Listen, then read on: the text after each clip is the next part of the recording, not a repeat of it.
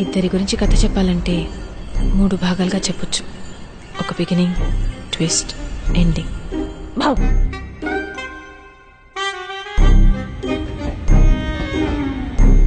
నేను నందుని రైల్వే స్టేషన్లో కలుసుకోవడం బిగినింగ్.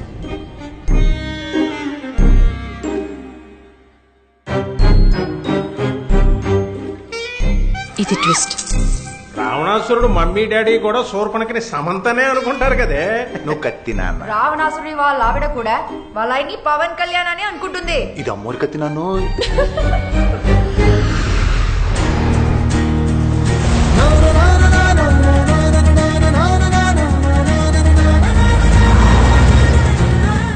ఇది ఎక్కడ ఎండ్ అవుతుందో నాకు తెలియదు.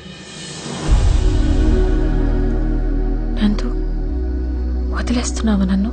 నిన్ను లవ్ చేసేంత లగ్జరీ లేదు, వదిలేసేంత లెవెలు లేదు. గోపాల గోపాల అలకేలరా దీపాల వేళాయే అగుపించరా.